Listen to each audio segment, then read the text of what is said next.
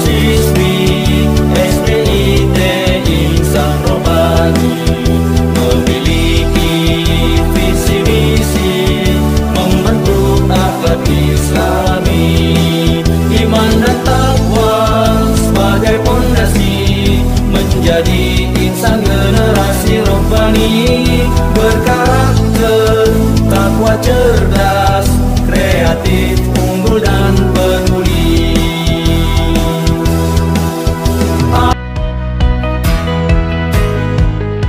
Bismillahirrahmanirrahim. Assalamualaikum warahmatullahi wabarakatuh. Waalaikumsalam warahmatullahi wabarakatuh. Innal hamdalillah nahmaduhu wa nasta'inuhu wa nastaghfiruh wa na'udzu billahi min shururi anfusina wa min sayyiati a'malina. May yahdihillahu fala mudilla lahu wa may yudlilhu fala hadiya lahu. Asyhadu an la ilaha illallah wahdahu la syarika lahu wa asyhadu anna Muhammadan abduhu wa rasuluh. La nabiyya ba'du. Yang terhormat Kepala SDIT Insan Robbani yang diwakili oleh Ustazah Tri Kurniawati SPDGR, dan yang kami hormati Bapak Ibu Guru Dewan Guru SDIT Insan Robbani. Pertama-tama marilah kita panjatkan puji syukur kehadirat Allah Subhanahu wa Ta'ala, karena atas limpahan rahmat karunia-Nya kita bisa berkumpul dalam ruangan ini untuk menghadiri acara Diseminasi Budaya Positif Imbasan Modul 1.4 yang akan disampaikan oleh Ustazah Pria Sandra Desi SPDGR. Untuk mengawali acara hari ini, mari bersama-sama kita buka dengan lafaz basmalah. Bismillahirrahmanirrahim. Berikutnya yaitu tilawah Al-Quran yang akan dibacakan oleh Ustaz Adi Susanto SPD. Padanya dipersilakan.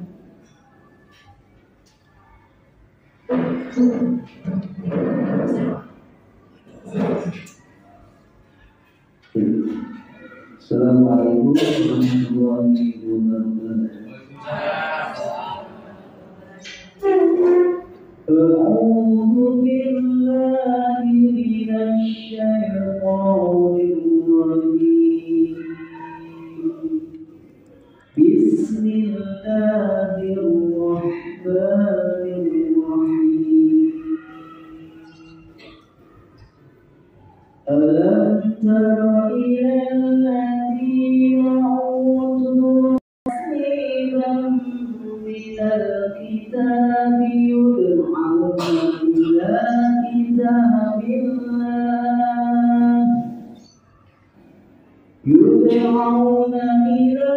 kitabillah liyahkuma bainahum thumma yatawalla fariqun minhum wa hum mu'ridun. Dzalika bi annahum qalu lan tamassana an-naru illa ayyaman ma'dudat wa gharrahum fi dinihim ma kanu yaftarun. Wa kaifa idza jama'nahum liyawmin la rayba fihi liyawmin la rayba fihi wa wufiyat kullu nafsin ma kasabat wa hum la yuzlamun. Qulillahumma malikal mulki tu'til mulka man tasha' wa tanzi'ul mulka mimman tasha' wa tu'izzu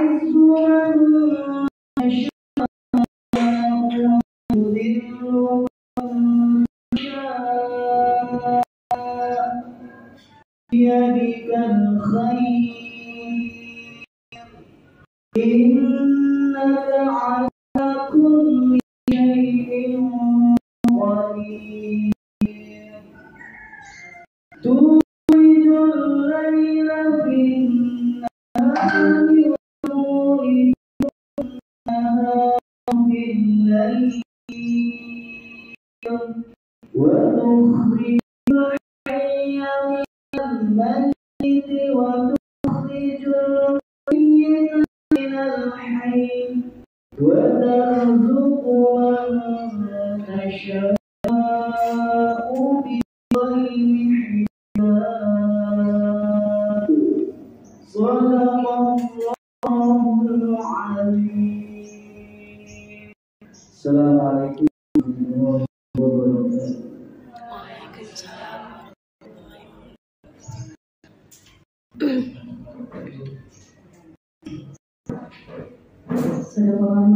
Terima kasih kepada Kadis Santo SDI.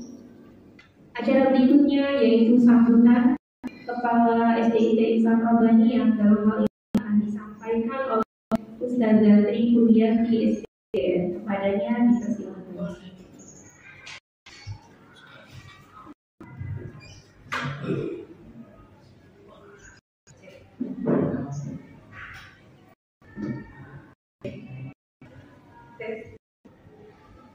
Bismillahirrahmanirrahim. Assalamualaikum warahmatullahi wabarakatuh.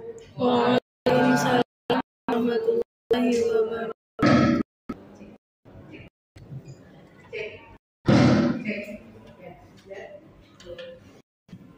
Innalillahi wa nasta'inuhu wa nastaghfiruh. A'udzubillahi min shururi anfusina wa min sayyi'ati a'malina. May yahdihillahu fala mudilla lahu wa may yudlil fala hadiya lahu. Asyhadu an la ilaha illallah wa asyhadu anna Muhammadar Rasulullah. Yang saya hormati Ustazah guru ya.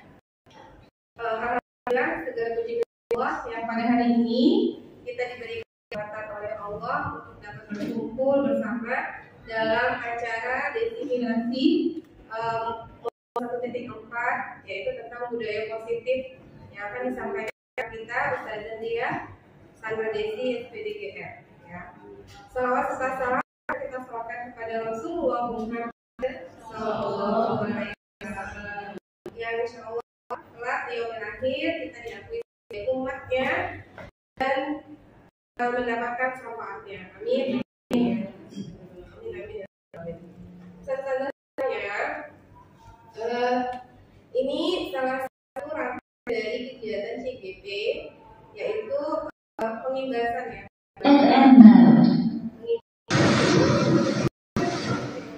Ini Ustazah nanti bisa mengambil pelajaran dan bisa langsung kita praktekkan diri kita bagaimana kita menyikapi hal yang terjadi di lingkungan sekitar. Hanya mudah-mudahan setelah mengikuti pengimbasan ini Ustazah bersemangat untuk menjadi bagian dari calon guru penggerak selanjutnya dan yakin bahwasannya kita sebagai guru harus terus banyak belajar. Semoga Ustazahnya mudah-mudahan ilmu bermanfaat,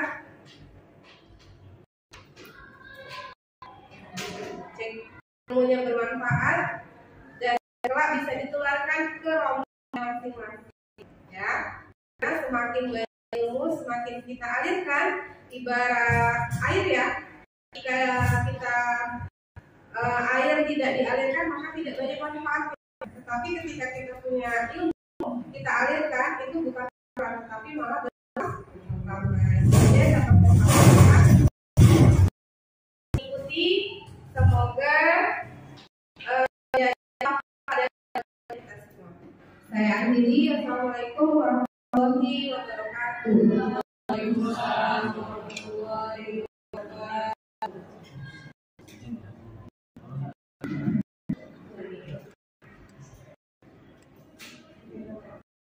Baik, terima kasih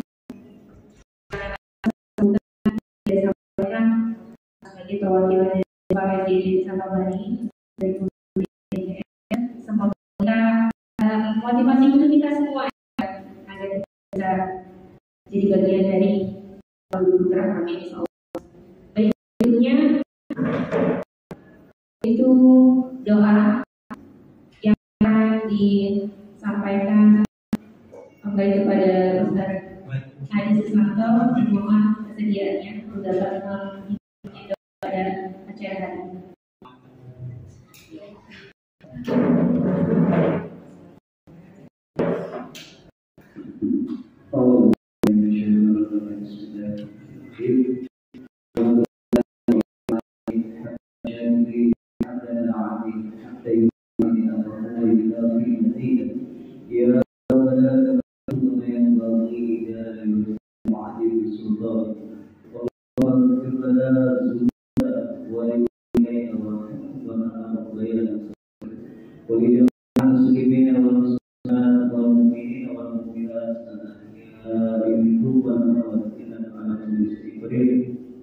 Allah subhanahu wa ta'ala wal wabaa wal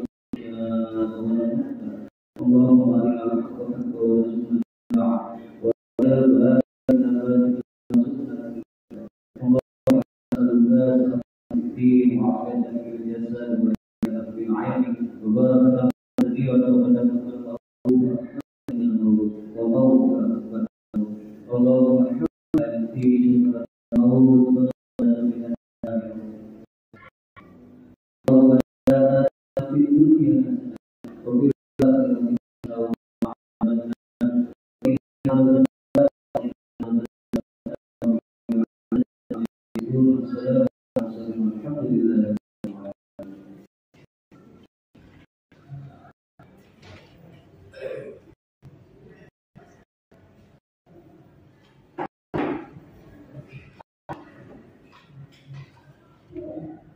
Baiklah,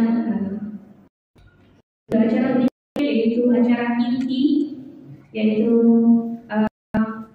destinasi modul 1.4 positif yang akan disampaikan oleh Zatria Sandra Desi DGR. Beri tepuk tangan saja.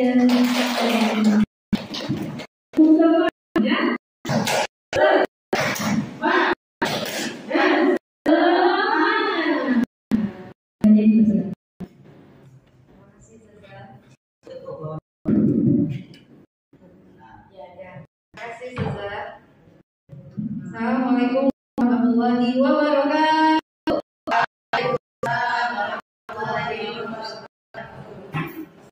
Apa ustazah yang soli dan solihah ini? Alhamdulillah luar biasa. Setia bertahan Allah Akbar. Ya alhamdulillah segala puji bagi Allah telah memberikan kita nikmat yang masya Allah luar biasa, terutama nikmat sehingga Allah beri kita kesempatan untuk kita bisa bertemu di acara destinasi positif 1.4. Saya mengucapkan jasa kepada Ustaz dan Ustazah yang telah meluangkan waktunya untuk sama-sama kita mempelajari ilmu yang baru, insya Allah. Semoga ilmu ini menjadi menambah wawasan kita semua, dan semoga dengan ilmu ini buat kita lebih baik lagi dalam meningkatkan kualitas pembelajaran kita. Salawat salam alhamdulillah kita sanjung agungkan kepada Rasul kita Nabi Muhammad sallallahu alaihi wasallam. Semoga kelak di akhir kita mendapatkan syafaat dari Rasulullah SAW. Baiklah Ustaz dan Ustazah, di sini saya akan menjelaskan tentang budaya positif. Nah, Ustaz dan Ustazah, menurut Ustaz dan Ustazah semua budaya positif apa ya? Baik.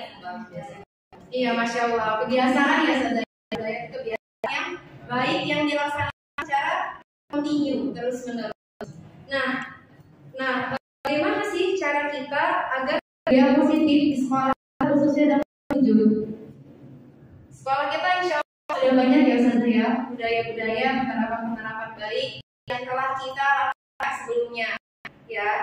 Nah, di sini saya akan menjelaskan mengenai konsep inti bagaimana terwujudnya budaya positif. Yang pertama ada disiplin positif, yang kedua ada teori motivasi, hukuman, penghargaan, dan restitusi. Ketiga ada keadaan kelas. Keempat ada kebutuhan manusia. Kelima posisi kontrol, dan yang keenam ada restitusi. Nah, kita beralih ke yang pertama. Jadi disiplin positif pertama ini merupakan langkah penting agar terwujudnya budaya positif yang ada di sekolah kita. Dalam budaya kita saja sekarang disiplin itu apa? Gimana bisa?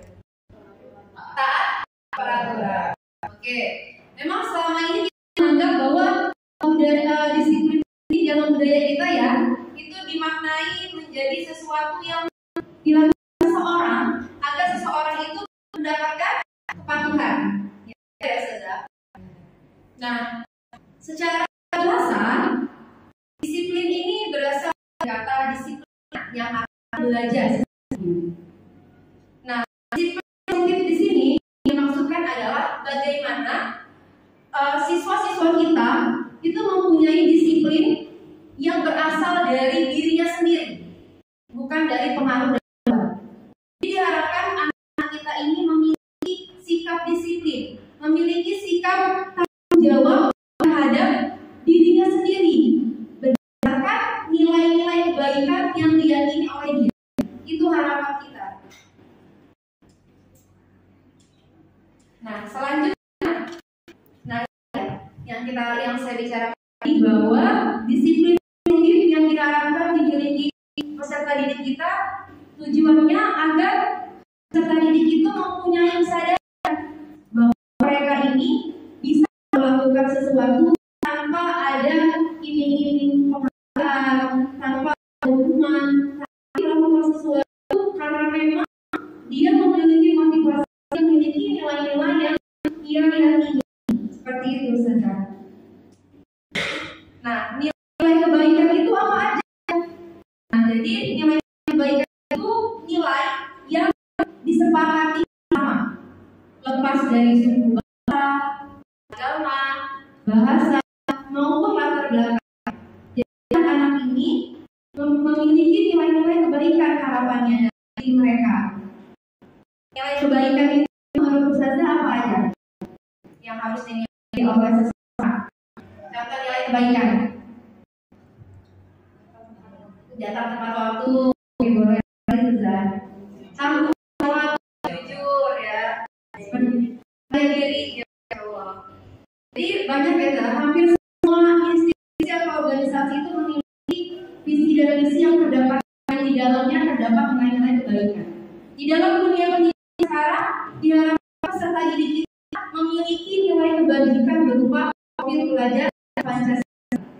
Apa aja nilai kebajikannya? Pertama, beriman bertakwa pada Tuhan Yang Maha Esa, berakhlak mulia, mandiri, bernalar kritis, berkebijakan global, gotong royong, dan kreatif. Itu nilai yang diharapkan ada pada diri peserta didik kita.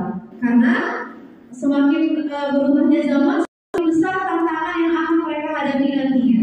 Mereka adalah anak generasi awal yang akan bersaing dengan dunia luar, bahkan bersaing dengan teknologi. Jadi kita harus membekali anak didik kita dari sekarang agar mereka menjadi anak-anak yang mereka siap menghadapi tantangan di masa depan. Nah, ini salah satu juga ini contoh dari organisasinya Ibu Pribadi Years Program, di mana nilai-nilainya ada reaksi rasa hormat, nilai kebajikan seperti ini di organisasi tersebut. Gitu ya. Jadi setiap organisasi ternyata memiliki visi dan misi yang di dalamnya ada nilai kebajikan yang akan ditanamkan kepada pesertanya. Nah, selanjutnya seperti yang saya bilang tadi, bahwa disiplin positif ini harus bagaimana caranya peserta didik mempunyai motivasi dari diri. Jadi bagaimana cara kita menumbuhkan motivasi dari dalam diri siswa kita agar motivasi dari dalam itu ke depannya itulah yang menjadi mereka di masyarakat. Ketika mereka berkendara lampu merah, mereka paham, oh saya harus berhenti, karena mereka meyakini nilai keselamatan keselamatan yang ada pada diri. Bukan mati lampu merah, kan saya gak dapat penghargaan nih, udah harus sabar gitu. Atau berpikir, lampu merah saya berhenti nih, saya takut dihukum sama polisi, saya takut ditilang. Harapannya anak-anak itu mungkin motivasi bukan karena takut mereka itu dihukum, bukan karena mereka mengharapkan seperti itu.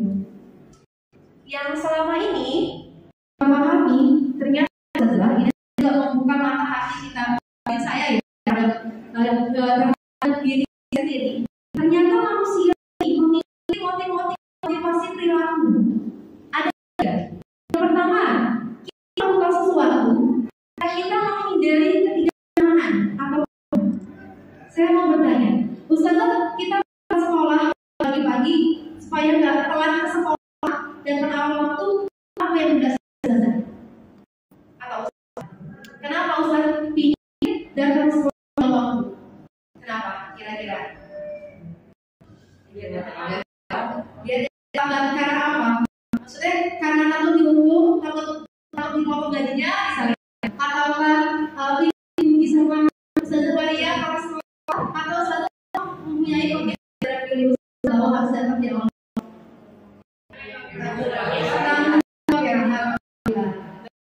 Nanti bisa sendiri motivasi nomor berapa yang ada dalam diri Ustazah semua. Nah, yang pertama, terkadang orang melakukan suatu tindakan jadi kalau berpikir apa ya, jadi kalau saya dilakukan seperti itu. Terus yang kedua, kadang seseorang melakukan sesuatu karena ingin mengharapkan imbalan atau penghargaan. Apa yang akan saya dapatkan kalau saya melakukannya? Sama anak-anak di kelas, karena kebetulan saya kemarin masih melakukan sistem poin penghargaan. Jadi anak-anak selalu bertanya, Ustazah, kalau saya kerjain ini dapat poin berapa? Oh, berarti kalau nggak dapat poin, nggak kerjain ya, sebenarnya tertawa. Seperti itu.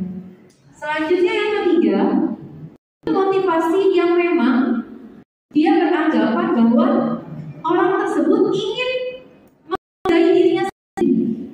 Orang tersebut yakin dengan nilai yang ada dalam diri orang tersebut.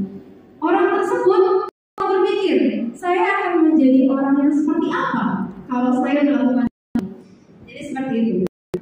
Ya, Ustazah. Nah, motivasi untuk menghindari hukuman, motivasi yang karena untuk dari penghargaan, ini motivasi yang berasal dari luar diri seseorang. Disebut motivasi eksternal.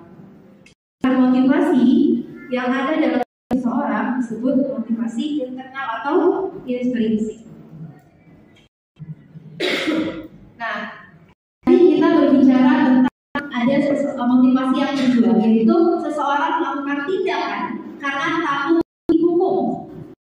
Ya, yang pertama, jawabannya pertama, orang melakukan sesuatu karena takut dihukum.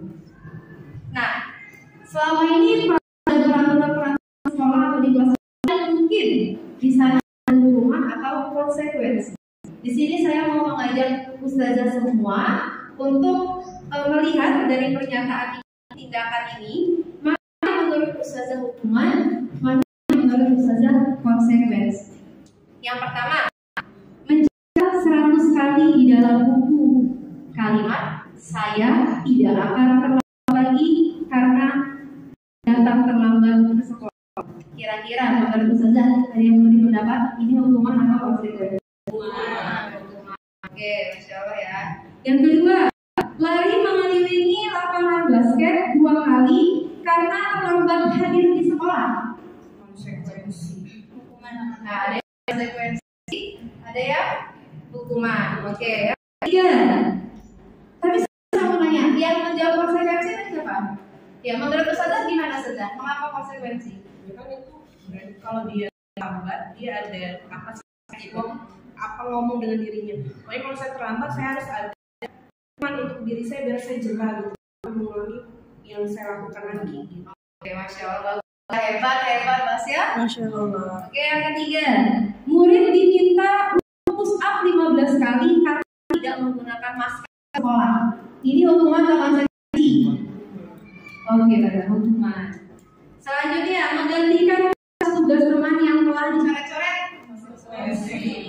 Konsekuensi. Ustazah, ada yang beri pendapat kenapa konsekuensi? Bentuk dari tanggung jawab dia sudah merusak tugas teman-teman ya.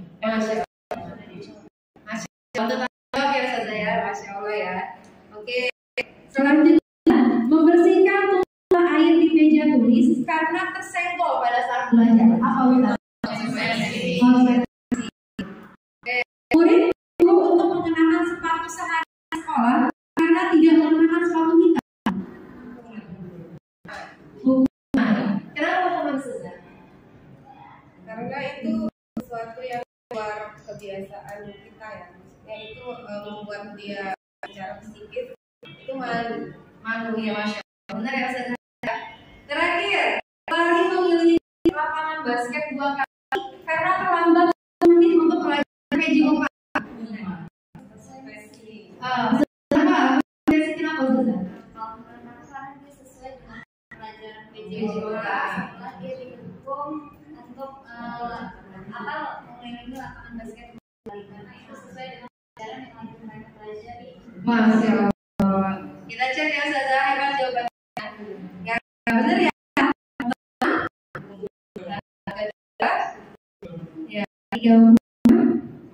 Ya, 3 ya, konsekuensi, tumpah air konsekuensi, pakai sepatu tadi hukuman, dan lari mengelilingi lapangan basket ini benar konsekuensi. Masya Allah. Tepuk sudah semua, tepuk kasih kasih keren. Alhamdulillah ya Ustazah. Berarti Ustazah semua sudah memahami apa itu hukum dan apa itu konsekuensi. Pada dasarnya Ustazah, menurut Ustazah semua, apakah hukuman dan konsekuensi ini bisa mengontrol perilaku murid? Ada yang hukuman konsekuensi murid menjadi terkontrol, menjadi tanggung jawab tidak. Tapi hukuman konsekuensi ini dia bisa mengontrol perilaku seseorang, tapi pendek. Itu rata-rata orang yang menerima hukuman atau konsekuensi itu sama-sama intinya membuat tidak nyaman. Kalau sama konsekuensi, hukuman tuh biasanya lebih sering menyakitkan misalnya. Sedangkan konsekuensi itu kadang ada yang positif, ada yang negatif. Seperti tadi ya, ayat 4, kemudian dibersihkan seperti itu ya. Nah, ini bagaimana hukuman konsekuensi. Dengan adanya hukuman, nanti siswa akan merasa dibutuhkan. Siswa merasa bersalah dan tidak adil. Sedangkan konsekuensi ini membuat siswa tetap merasa tidak nyaman, merasa diasingkan untuk siswa. Selanjutnya, terus gimana kalau konsekuensi ternyata berdampak yang baik ke anak? Terus gimana? Apakah ada cara lain untuk menahan siswa yang ketika siswa tersebut melakukan tindakan yang tidak baik? Lain yang Ustazah, selain menerapkan hukuman dan konsekuensi, cara lain yang bisa mengontrol namanya adalah restitusi. Dan akan saya berikan contohnya. Jadi kalau hukuman itu kan biasanya terbawa pada peraturan ya Ustazah. Peraturan yang kita yang buat, anak-anak menyetujuinya atau dia bersifat satu arah. Sama dengan konsekuensi. Tapi kalau restitusi mengubah identitas anak yang tadinya dia melakukan kesalahan, merasa gagal, itu berubah dari identitas anak yang sukses. Kita di sini memperbaiki kondisi murid kita agar yang tadinya dia melakukan kesalahan, ia mengetahui kesalahan yang dia berbuat dan dia bisa bertanggung jawab atas kesalahannya. Diskusi ini kita mengajak murid itu berpikir, kita berdiskusi dengannya untuk mencari solusi ia perbuat. Jadi ketika murid melakukan kesalahan, gak langsung, oh kamu udah melanggar, kamu gak bawa belakang, setelah poin kamu kemarin, kamu 10 gitu. Oh ini ada yang berantem, kamu dari kamu suruh yang pasti. Tapi di sini tidak seperti itu. Biar anak-anak ini yang masih dalam diri, kita diskusi ya, gitu. Kita kasih pertanyaan yang itu membuat dia kasih dirinya sendiri. Itulah resiko. Nah, sebelum eksekusi Ustazah, anak-anak harus tahu nilai-nilai apa saja yang diyakini oleh anak-anak. Kita memasuki blok yang baru ya Ustazah. Blok mereka yang sekarang di sekolah kita di kelas 1, 4, 5, dan 2.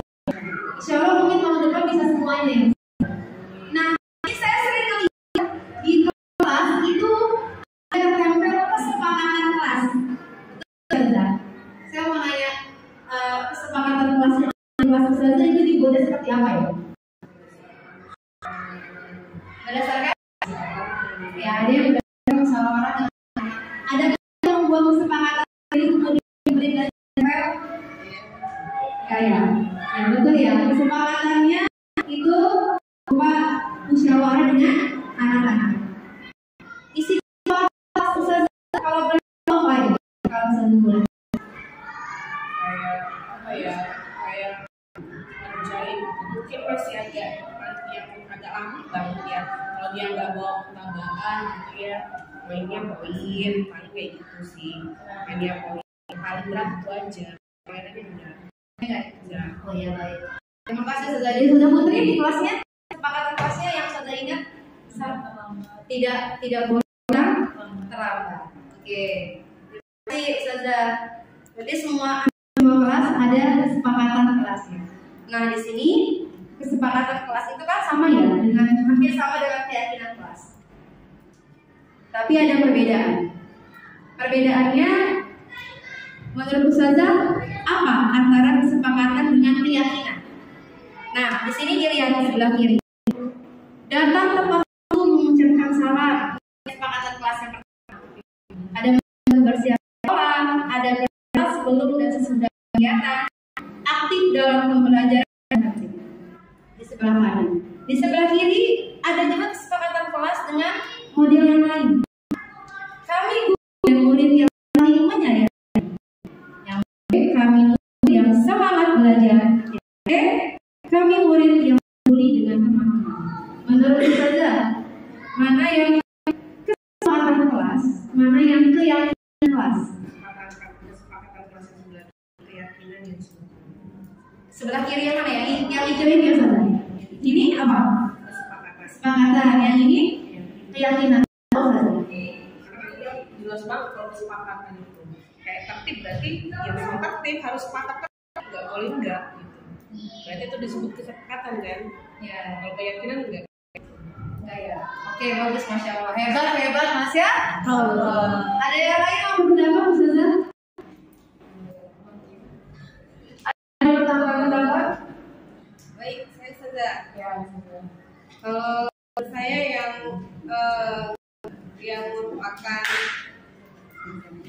yang merupakan kesepakatan itu yang ya, karena di situ ada yang aturan. Kalau yang putih itu lebih ke apa ya, bentuk sifat gitu ya, sifat saling menyayangi, bukan peraturan yang ada konsekuensinya. Di sini peraturan yang ada konsekuensinya, seperti itu Ustazah. Masya Allah. Bener ya, hebat Masya. Masya Allah. Terima kasih Ustazah yang Masya Allah hebat ya. Bener ya Ustazah. Yang sebelah kanan atau sebelah kiri Ustazah adalah kesepakatan kelas. Kenapa kesepakatan? Karena di sini berisi peraturan yang seperti dikatakan Ustazah tadi harus disepakati siswa. Ada konsekuensinya ketika kesepakatan ini tidak dilakukan. Seperti itu.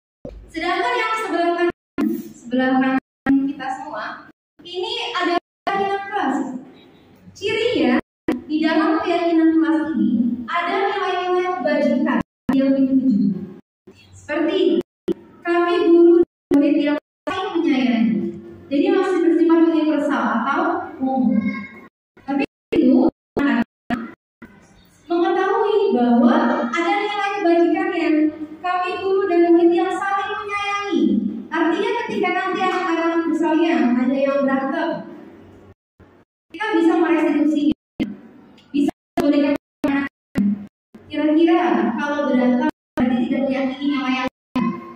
Kalau berantem apakah sudah mencerminkan sikap saling menyayangi? Jadi anak-anak tahu saja. Ternyata tindakan yang dia lakukan itu tidak sesuai dengan kebaikan yang mana. Mereka mengetahui alasannya. Bukan hanya kalau terlambat berarti nanti diikok gitu. Jadi mereka tahu nilai apa yang di peraturan tersebut. Tapi dalam keadaan kelas ini, saya anak-anak tahu kesalahan mereka. Mereka mengetahui ada di dalam keyakinan tersebut. Seperti kami memberikan semangat belajar. Jadi ketika nanti guru menjelaskan ada yang masih sombong, berarti ditanyakan lagi, kira-kira nilai keyakinan mana nanti keyakinan kelas yang kita buat. Kira itu semangat belajar kan? Benar kan berpikir? Terus apa yang kamu lakukan untuk mengatasi masalah ini? Nanti mereka akan berpikir sendiri mereka harus gimana. Diharapkan mereka seperti itu. Nah, gimana sih cara kita apa keyakinan? Apa aturan aja sih seperti itu? Apa keyakinan? Karena dengan keyakinan itu akan menunjukkan motivasi kritik dalam diri anak. Karena kelas yang dilakukan akan membuat oleh ada murid, ada kesepakatan. Jadi baik murid maupun guru memiliki kesepakatan, memiliki nilai-nilai keyakinan. Gitu. Nanti akan saya berikan contohnya. Saya dan kelas 5 itu membuat keyakinan kelas. Jadi dengan keyakinan yang dibuat oleh guru dan murid, siswa akan lebih meyakini, akan lebih merasa tanggung jawab karena nilai yang dia sepakati dengan gurunya. Kalau peraturan kan cuma biasanya hanya satu aja yang menerapkan, guru yang memberikan ke murid seperti itu. Jadi ada hanya yang saja. Dan pada saat membuat keyakinan itu nggak usah banyak, sedikit aja agar mudah diingat. Kami kemarin membuat keyakinan kelas itu juga banyak yang mereka tulis, tapi kalau 28 anak itu dari sikap yang mereka tulis itu mencerminkan 5 nilai keyakinan. Seperti itu. Dan cirinya adalah kalau keyakinan ini dia itu berupa pernyataan positif, jadi bukan pernyataan negatif. Tidak boleh terlampau salah. Jadi bisa berarti guru dan siswa memiliki komitmen untuk apa? Atau kami semua memiliki komitmen yang tinggi seperti itu. Ini bersifat universal. Jadi kalau universal bersifat umum, ketika anak-anak melakukan kesalahan bisa kira-kira tindakan mereka ini masuk ke nilai keyakinan yang mana? Seperti itu. Nah, berikut ini ya. Nah, ini ada peraturan sebelum ke buat keyakinan kelas. Ada peraturan. Ustazah coba melihat dari peraturan ini kira-kira keyakinan kelas apa yang diterapkan. Nilai keyakinan apa yang ada pada peraturan ini? Bisa selalu kembalikan buku ke tempatnya. Kira nilai apa yang mau ditanamkan di sini? Disiplin, kerapihan, oke, betul ya. Terus dilarang mengganggu orang lain. Sikap apa?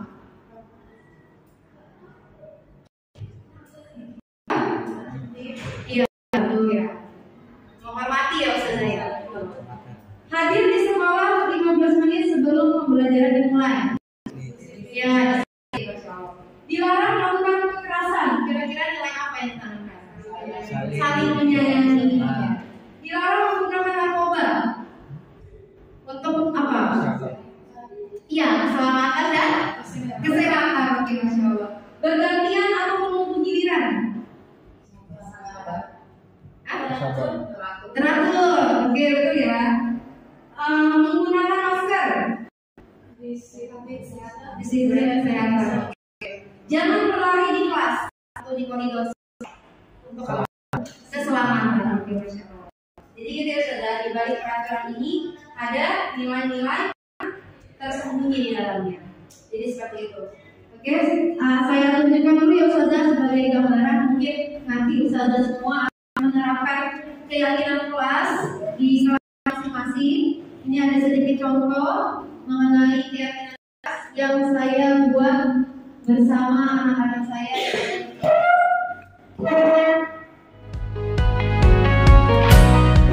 Assalamualaikum warahmatullahi wabarakatuh.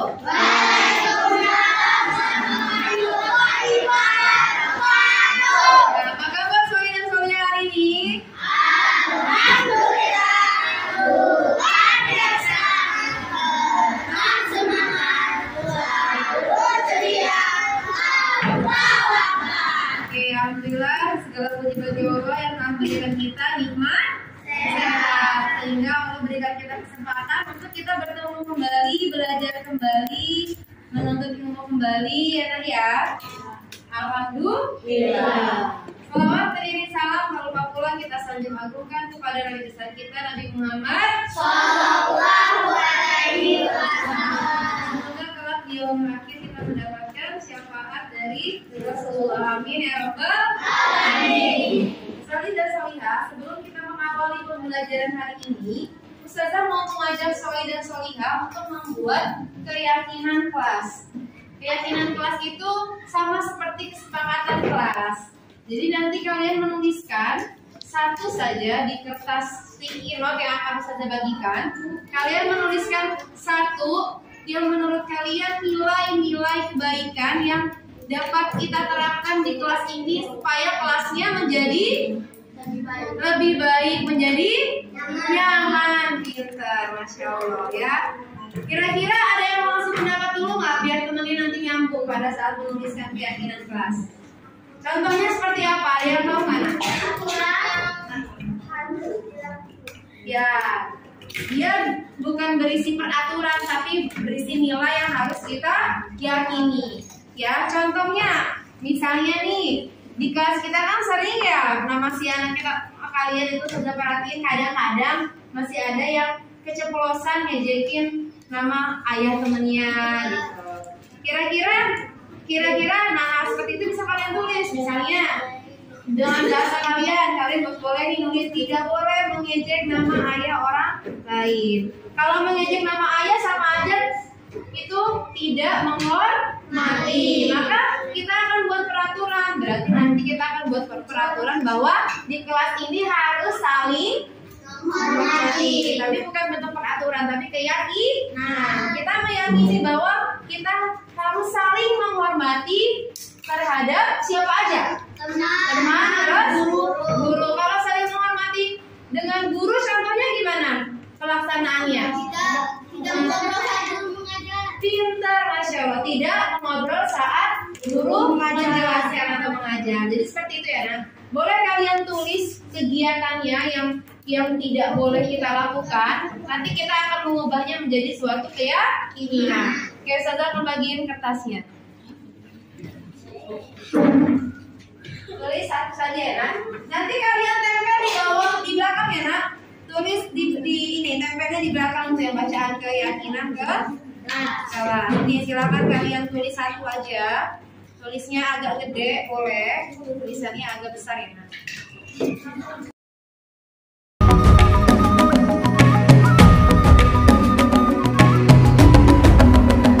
Bangun dan bukalah matamu, saatnya meraih mimpimu. Arahkan pandangan ke depan, Tuhan kan menuntunmu. Sadarilah masa berganti,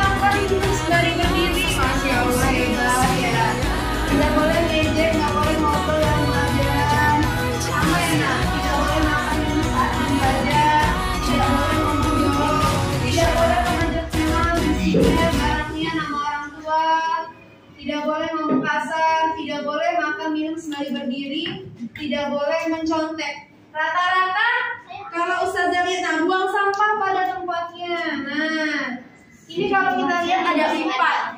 Ya, kalau tidak boleh ngejek orang tua, terus itu tidak boleh ngejek teman, terus tidak boleh berisik saat Ustazah menjelaskan, berarti sikap nilai keyakinan apa yang mau kita terapkan di kelas? Tahu nggak namanya apa? Sikap apa? Apa nah? Menghargai, boleh. Jadi saling menghargai antara siapa aja? Pintar. Ya, jadi yang pertama itu ya, saling menghargai antara teman dan guru. Oke, teman dan guru. Ada lagi? Pertama tadi saling menghargai dan menghormati antara teman dan guru. Berarti kalau kalian ada yang ngobrol saat guru yang menjelaskan, berarti kalian tahu nilai apa yang dilanggar. Pintar, nilai saling menghargai atau saling menghormati. Terus kalau temennya berpendapat, apa yang harus kalian lakukan? Mendengarkannya. Kalau mendengarkan berarti nilai keyakinan apa? Ya, pintar. Nah, selanjutnya tidak boleh mencontek, berarti nilai keyakinan apa nah? Jujur apa? Pintar, berarti bersikap jujur. Iya, bersikap jujur. Saat apa jujurnya? Selain saat ulangan, dalam sehari-hari perlu jujur nggak? Ya, berarti bersikap jujur saat bertindak. Jadi saat kalian melakukan kegiatan apapun harus bersikap jujur, terutama saat ulangan. Terus di sini juga ada nak, kalau buang sampah pada tempatnya berarti harus sikap apa yang diinginkan? Sikap kebersihan, menjaga kebersihan ya, atau sikap peduli terhadap lingkungan. Jadi yang ketiga, lingkungan. Kalau di sini juga ada yang nulis, kalau saling membantu, ada yang nggak punya pena dipinjemin, namanya sikap apa saling membantu? Kalau ya boleh tolong menolong antara siapa? Ya, tolong menolong antara teman dan guru. Tadi ada juga yang tulis tidak boleh makan dan minum berdiri, berarti apa? Apa nah? Kedisiplinan. Ya, kedisiplinan boleh, itu namanya adab ya nak. Boleh. Disiplin, adab, makan dan ya, adab, makan dan minum. Nah, kalau ada teman yang terlambat ke sekolah, berarti dia tidak meyakini nilai apa? Kedisiplinan. Ya, boleh. Selain itu apa lagi? Kalau dia terlambat kan dia mengganggu temannya yang lagi mau sholat duha, ya kan? Ya, menghargai. Jadi tindakan kalian itu bisa masuk ke dalam nilai-nilai yang akan kita yakini. 5 aja ya nak. Nanti nilai-nilai ini akan Ustazah print, Ustazah ketik di Canva, kita print sama-sama ya. Ini adalah nilai yang kita sepakati. Jadi kedepannya mulai dari hari ini, ketika kita bertindak, kita mengingat kembali nilai-nilai keyakinan apa yang telah kita buat bersama-sama. Paham sampai sini? Oke, kalau paham, kita lanjutkan aktivitas belajar kali kita ya nak. Ustazah akhiri, wassalamualaikum warahmatullahi wabarakatuh. Baiklah Ustazah, tadi sudah menyaksikan bagaimana proses pembuatan keyakinan kelas ya. Dimulai dari membagikan kertas sticky note agar anak-anak menulis apa yang mereka inginkan yang ada di kelas tersebut. Kemudian anak-anak kalian dan menempelnya di kertas atau di karton. Kemudian di sini kita gurunya melihat keinginan apa saja yang ditulis siswa. Kemudian kita lihat dari keyakinan yang mereka tulis kita kelompokkan menjadi 5 bulan.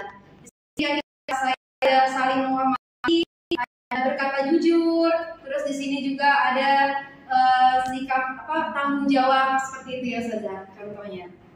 Ini bagaimana cara kita membuat keyakinan kelas yang harapannya dengan keyakinan kelas ini anak-anak meyakini nilai-nilai tersebut seperti itu Ustazah. Nah, terkadang siswa kita ini tingkahnya, polanya itu macam-macam. Ada aja kelakuannya, ada aja luar biasanya. Ternyata di balik semua tindakan siswa itu ada alasannya. Terutama mereka ini ingin memenuhi kebutuhan dasar mereka. Nah, apa sih kebutuhan dasar itu? Kebutuhan dasar itu segala sesuatu yang dilakukan seseorang untuk mendapatkan apa yang mereka inginkan. Jadi setiap tindakan seseorang, baik tadi ataupun kita, itu dilaksanakan karena memiliki tujuan tertentu. Usaha yang mereka lakukan pada dasarnya untuk memenuhi kebutuhan dasar mereka. Apa saja kebutuhan dasar anak-anak atau kita manusia ya? Pertama itu ada kebutuhan untuk bertahan hidup. Kayak sekarang lapar nih, berarti kita sedang memenuhi kebutuhan bertahan hidup. Yang kedua, kebutuhan kasih sayang dan rasa diterima. Ya Ustazah. Kebutuhan kasih sayang dan rasa diterima. Sering ya anak-anak juga seperti ini ya, ingin diperhatiin sama orangnya. Ada kebutuhan penguasaan, ingin diakui oleh orang lain. Ada kebebasan, ia ingin menentukan pilihannya sendiri. Dan juga ada kesenangan, ingin bermain, bercanda gitu ya. Itu 5 kebutuhan dasar yang ada pada manusia. Nah, sekarang saya akan menunjukkan satu kasus yang mungkin pernah di kelas kita. Saya minta tolong, silakan Ustazah bacain satu orang yang keras boleh. Ustazah Lasri boleh. Itu dia, guru kelas 6 di SD Permai sedang bingung menghadapi pula salah satu murid di kelas bernama Agus. Beberapa anak telah datang dan memeluk Agus yang seringkali meminta bakal makan siang mereka dengan paksa. Jika Anda menghadapi situasi seperti Bu Lia, apa yang akan Anda lakukan? Menurut Anda, kira-kira apa alasan Agus melakukan itu? Kalau Ustazah menghadapi ini, kayaknya sering di kelas kita ada anak yang tiba-tiba punya makanan temennya. Ada yang temennya nggak mau terima. Nah, jadi seperti itu, Ustazah harus gimana dulu? Ustazah, apakah langsung marahin dia? Atau bertanya alasan dibaliknya? Bertanya ya. Alasan apa? Ternyata bisa loh, kelima kebutuhan tadi menjadi alasan mereka. Ketika si Agus ini berkata, saya lapar Ustazah, ibu saya lupa bawain bekal. Berarti kebutuhan apa yang sedang ia penuhi? Bertahan hidup. Terus Agus bilang, saya senang Ustazah ambil bekal teman saya, teman-teman saya merhatiin saya. Berarti kebutuhan apa yang mereka penuhi? Yang ingin dia bangun? Perhatian, kasih sayang. Terus Agus bilang, saya ingin dibilang teman-teman saya hebat karena saya berhasil merebut bekal makan siang teman saya. Berarti dia ingin memenuhi kebutuhan diakui atau kekuasaan. Terus Agus bilang, saya bosan dengan bekal yang dibawa ibu saya Ustazah. Oh, berarti dia butuh apa? Kebutuhan apa? Iya, kebebasan. Terus kalau kita tanya jawaban dia, saya iseng Ustazah. Yang ingin pindahan doang, berarti dia sedang memenuhi kebutuhan kesenangan. Nah, kita mau mengetahui kebutuhan apa yang anak kita ingin penuhi. Oh, berarti dia misalnya dia satu kebutuhan kebebasan akan pilihan. Apa tindakan kita sebagai guru? Berarti kita koordinasi dengan wali murid. Bunda, hari ini bukannya si Agus misalnya saya ternyata dia gak suka Bunda karena hari ini dia berebut bekal makan temannya. Seperti itu. Jadi kebutuhan anak-anak ini terkadang tersulit menyampaikan kebutuhan yang dia penuhi itu sulit. Jadi dia melakukan tindakan yang tidak positif ya. Tugas kita sebagai guru adalah bagaimana caranya anak tersebut bisa memenuhi kebutuhannya tapi dengan cara yang positif. Berarti itu guru ya. Masya Allah. Selanjutnya, dari mana kita saat ini? Posisi orang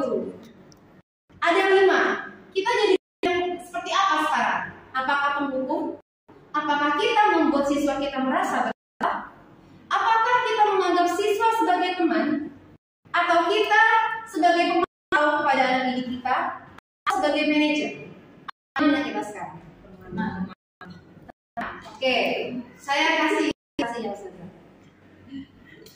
Kalau kita sering menghukum, misalnya ada anak datang terlambat. Ada anak datang terlambat, terus anak kita hukum. Berarti kita sebagai posisi penghukum. Terus anak melakukan kesalahan. Kita bilang, ya Allah anak, kamu tidak akan sama ustazah. Kamu buat ustazah kecewa. Kita sudah marah sama kepala sekolah. Itu berarti kita memposisikan diri kita sebagai pembuat merasa bersalah. Kalau ustazah kerjain sih gitu, menjatuhin nih. Udah nggak apa-apa, kamu duduk aja, biar ustazah yang beresin. Tapi lain kali jangan ya. Itu berarti kita bertindak sebagai bestie mereka alias dulu. Dan saya keempat, kamu udah nggak mau mutabak, berarti kamu melanggar tata tertib. Saya kasih kompo yang kamu dua. Berarti kita memantau tindakan siswa. Dan yang terakhir manajer, dia akan bertanya ke anaknya, nah, apa kamu tahu kesalahanmu apa? Kira-kira gimana cara kamu memperbaiki kesalahanmu ini? Sama ya ustazah. Kira-kira bagus yang mana ustazah? Di antara kelima tadi. Memantau teman manajer. Ya. Semuanya ustazah, ini sama-sama memiliki dampak kepada murid. Kalau hukum, nanti murid ini bisa dendam sama kita. Seperti itu saja. Kalau membuat merasa bersalah, itu akan membuat anak menjadi rendah diri. Karena dia merasa anaknya gagal telah mengecewakan ibunya. Kalau sebagai teman, next time ke depannya, dia akan dengar tuh guru. Jadi kalau ada masalah, cari gurunya itu. Seperti itu. Nah, terus memantau. Kalau pemantau ini dia memantau peraturan apa yang telah dilanggar, seperti itu ya saja. Sama sih intinya, membuat anak merasa tidak nyaman.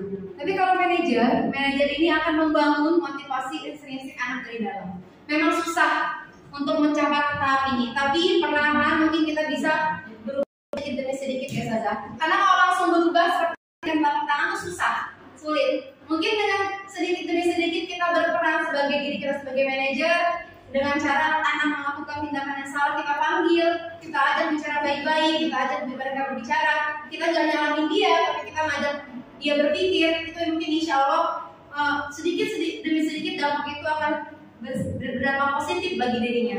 Seperti itu ya ustazah. Nah, selanjutnya yang terakhir yang seperti yang saya bilang, ini materi yang terakhir mengenai segitiga restitusi. Nah, restitusi ini adalah cara kita untuk menangani siswa kita yang ketika siswa tersebut melakukan kesalahan, tapi kita tidak membuat peraturan dalam kelas. Kita membuat keyakinan kelas. Gimana caranya? Jadi, restitusi ini adalah proses kita berbicara, berdiskusi antara guru dengan siswa, supaya siswa ini memiliki nilai dalam pribadinya, memiliki rasa mandiri dan tanggung jawab. Ada tindakan yang kita lakukan. Pertama, menstabilkan kita. Kedua, memvalidasi tindakan salah. Ketiga, menanyakan keyakinan. Nah, pertama, ketika ada suatu anak yang mengalami kesalahan, kita panggil. Nah, tadi boleh saya dengarkan dulu ceritanya. Tadi sudah dengar dari Fabian, kalau Gani buat radio nangis ya. Iya Ustazah. Kenapa Gani buat nangis? Karena saya nempelin kertas di belakangnya Ustazah. Itu kasus anak kemarin. Iseng aja Ustazah. Oh berarti dia sedang mencari kebutuhan kesenangan. Ya Gani, kami sih nak melakukan kesalahan, itu yang dilakukan. Dia merasa salah tapi dia tidak terjerumus dalam kesalahannya. Jadi kita harus stabilkan identitasnya. Yang tadinya dia merasa bersalah, membuat kesalahan, kita stabilkan dulu.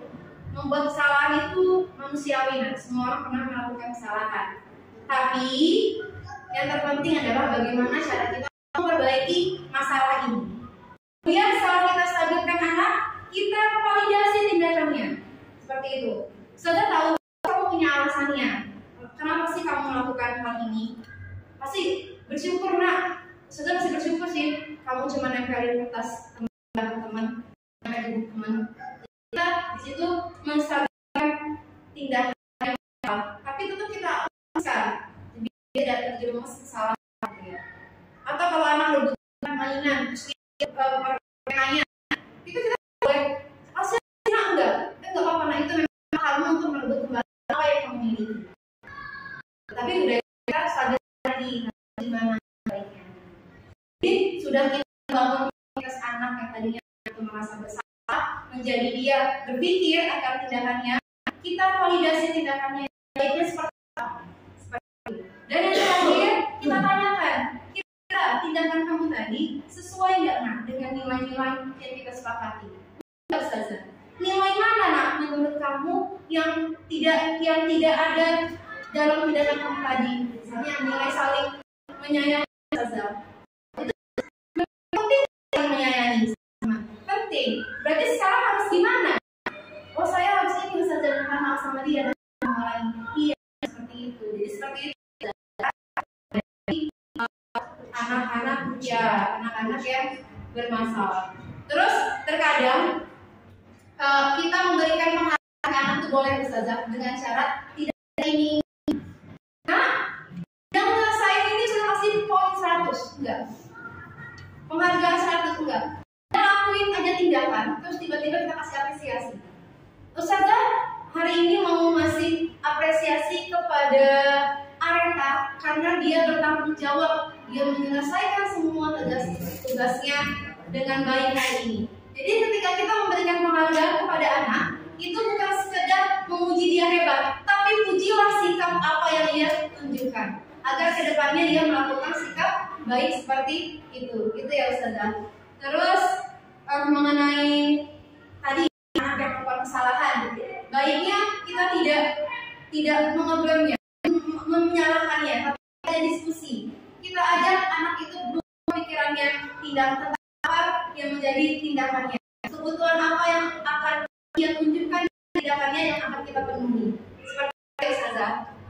Nah, saya akan menunjukkan video bagaimana cara merestitusi anak ya Ustazah ketika anak tersebut melakukan kesalahan. Berikut videonya. Ya baik Pak Ustazah, tadi kita sudah sama-sama menyaksikan ya bagaimana cara menyelesaikan suatu masalah yang ada pada anak dengan cara segitiga diskusi tadi. Nah, saya yang minta pendapat Ustazah, kira-kira Ustazah berpendapat hal baru apa sih yang berubah pemikiran Ustazah setelah apa yang saya sampaikan tadi? Boleh angkat tangan. Apa yang sudah dapatkan ini? Boleh siapa aja? Ya, boleh Ustazah. Oke. Dari apa yang saya sampaikan, mungkin kita membuat diri kita bahwa kita jangan lagi menjadi menghukum, apalagi tadi teman terus teman, kalau bisa kita menjadi manajer kita supaya mereka bisa menjadi lebih baik dan untuk diri mereka sendiri. Hebat Mas ya. Boleh satu lagi Ustazah, saya mau pendapat Ustazah siapa saja? Ya boleh Ustazah. Menambahkan sedikit aja ya Ustazah. Sama dengan Ustazah, kalau saya lebih ke menerapkan sistem materi coaching dengan anak. Jadi dari hati ke hati, biar lebih tidak menjadi pemantau, tapi lebih ke teman dan mendidik. Masya Allah. Terima kasih ya Ustazah. Oke Ustazah, kira-kira apa sih yang muncul selama Ustazah mengikuti sesi ini? Boleh Ustazah? Ya, Ustazah Putri atau Ustazah Pak Adi, Ustazah Adi boleh. Perasaan kira-kira apakah jadi gelap atau cerahkan gitu? Kira-kira gimana Ustazah? Oh ya boleh. Siapa? Ya Ustazah Oke boleh.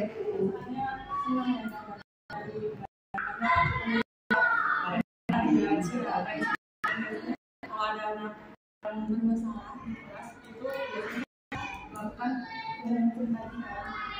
Jadi kalau misalnya kita nggak langsung judge atau nggak bisa langsung menghukum, jadi kita cari tahu dulu alasan dia kenapa dia berbuat seperti itu. Jadi kita nggak bisa langsung judge anak kita kesalahan. Baik. Terima kasih saudara semua. Insya Allah ya, semoga dengan ilmu yang sedikit yang sampaikan ini kita sama-sama belajar. Ustazah, semoga ada yang bisa diambil ke depannya untuk memperbaiki pembelajaran. Baiklah, saya tutup seminar hari ini dengan membaca dalam. Sekali lagi saya ucapkan jazakumullah khairan katsir. Saya